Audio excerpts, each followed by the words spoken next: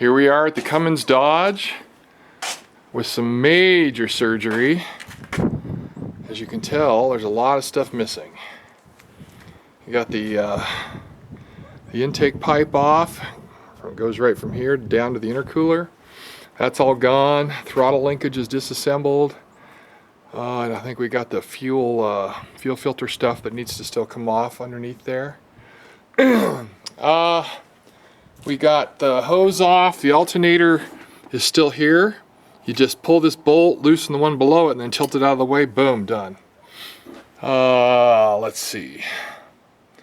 I did find one damaged part. I don't think I did it, but it is damaged. This hose has quite a gouge in it. So this looks like it might have to get replaced. This stuff here and the hoses that are associated with it are part of a, can you see it back there, that cylinder? They're part of a Jake brake. And the kid before me that owned this, 16 years old, put that on there. And unfortunately, he took the switch out from under the dash, so I've never been able to try it. In fact, I'll probably just take it off. Anyway, it was like $1,000 back in the day. So anyway, what else? Anything? Well, tomorrow, theoretically, we'll get all the hard lines off, the fuel lines, and the rocker assemblies all come off, and the rest of the cooling system plumbing. And I think we can pull this off. You know, I was going to try and really cut corners and leave the exhaust manifold on, which some people do, but also leave the turbo on, because I don't need them off, and they're a pain in the butt, and I'm tired. So this needs to come off, and then we'll see. What we're using is my hoist. Oh man, it's so dark in here. There's the hoist. And we took this bench and moved it over to this position. And there's some stainless, we just need to wipe them off, they're pretty dirty. But that'll be to lay the head on and let it drip whatever it drips, you know, etc. This chain, you know, it was way too long. The hooks are either too big or too small, blah, blah, blah. So I don't know if you can see it, but we tied a big knot over here with it and another knot over here, and it sits dead center, and you can see that it's going to lift the front of the head a little higher than the back. That seems okay. I acquired some more chain today, and just in case we need to do something different. I don't know if this is going to work or not, but the goal is that we could pull the cherry picker all the way up to the truck. Now, first of all, in the morning, I'm going to have to pull the truck in the garage about 4 feet.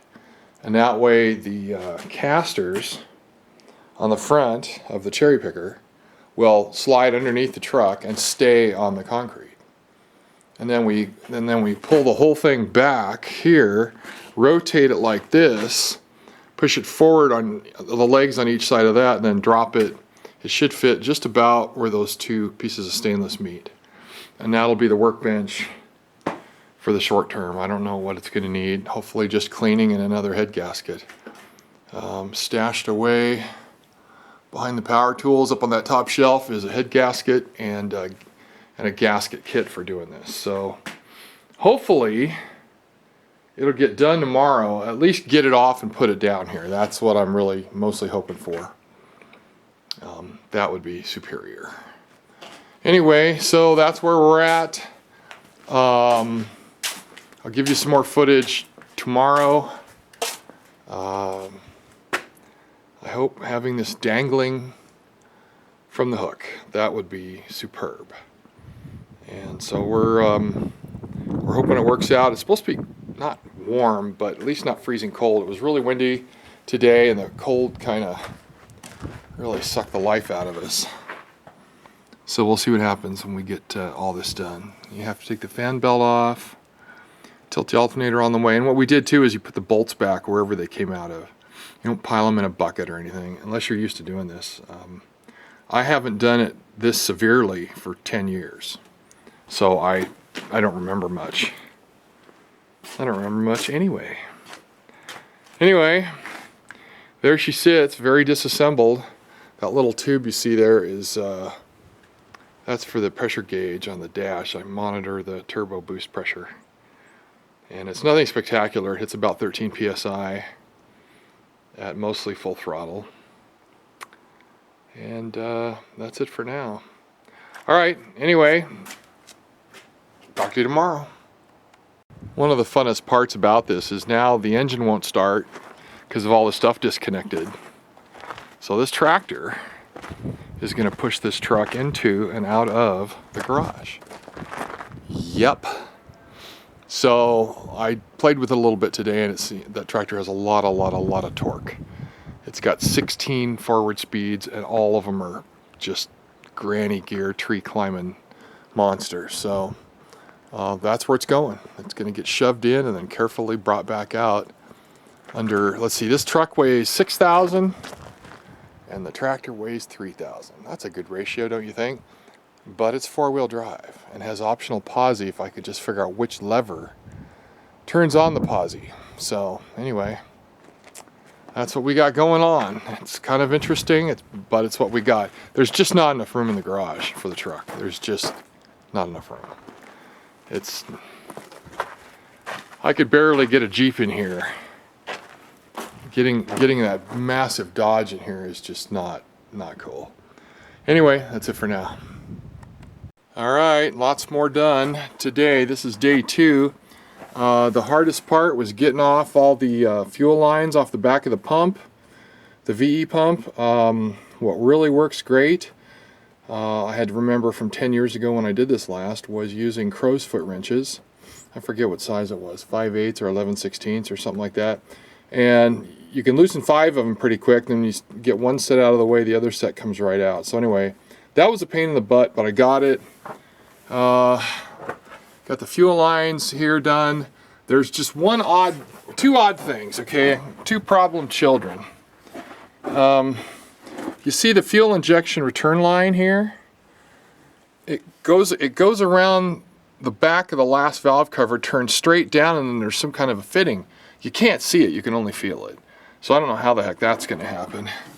And one of these clamps here for the turbo, it came out of its double loop thing here and blah blah blah. So, you know, I'll get to that. That's not hard. I was just tired. Sandwich bags are great with rubber bands. You could use tape, but if you use rubber bands, you get to use them over again. So we sealed everything off. And the coolest thing, using a square, I took one of these bags, sandwich bags, and cut it into like 1.5 by 1 inch squares, and then take an old O-ring with a pair of needle nose and stretch it over it, and now they're sealed and they won't get any crap in them for the length of this little project. So anyway, it's you know, it's getting there. I was hoping to get it you know, the head lifted off today, but it's super cold out. It was way below freezing this morning, and it's been chilly all afternoon, so it's been taking its toll on me. So I think here's the oil line, same thing, bag and keep the dust. We have a lot of dust blowing around. We broke the joint here between the Jake brake and the turbo. So once I get that clamp off, I think this whole thing will lift out just fine. And that's okay with me. All I gotta do is clean the head, clean the block, put the new head gasket on, and put it all back together. So we'll see. Anyway, we're getting there. Like I said, the back of that, if anybody knows about that, the return line and how to disconnect it in the back, or maybe it's already screwed into the head, which would be a weird thing for a fuel line to do, but you know, I don't know. I can feel it, I can't see it. Not much I can do, so I guess I'll have to try a mirror and lights and things like that. So anyway, looks like it's doing pretty good.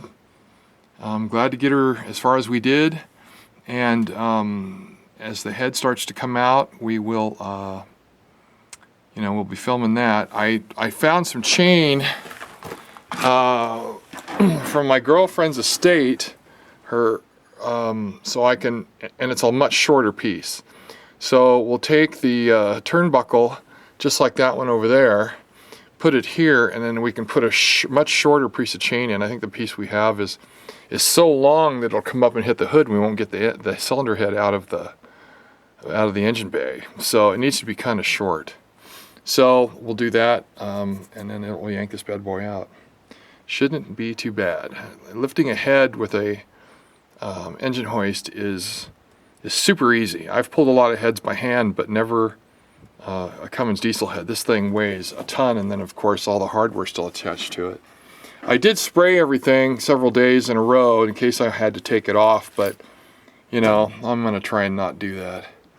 And the other thing I try to do is also put all the bolts back in their locations so nothing gets lost. We got a bolt here holding this bracket for this. We got a bolt here for, it was a ground wire. I don't know, that's it. Anyway, don't mean to rattle, but there she blows. We're getting it. She's almost ready to come off. See you, bye.